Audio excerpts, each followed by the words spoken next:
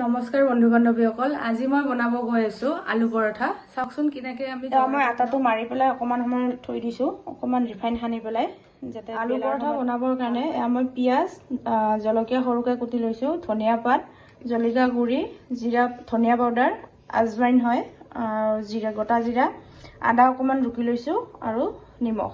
আৰু এয়া মই আলু বইল কৰি লৈছো। গোটেইখিনি বস্তু এতিয়া আলুখিনি দি লম।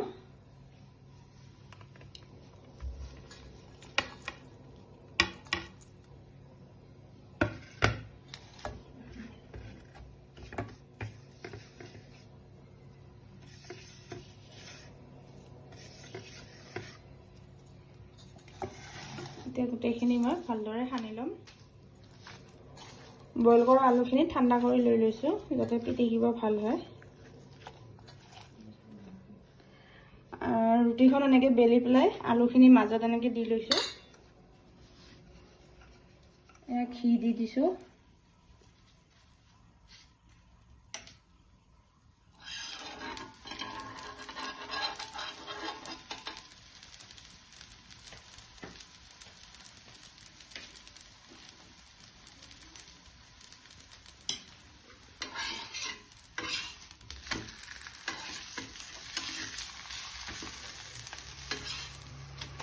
এনেকৈ ধুনীয়াকৈ ঘি দি পেলাই ভাজি লৈ আছো।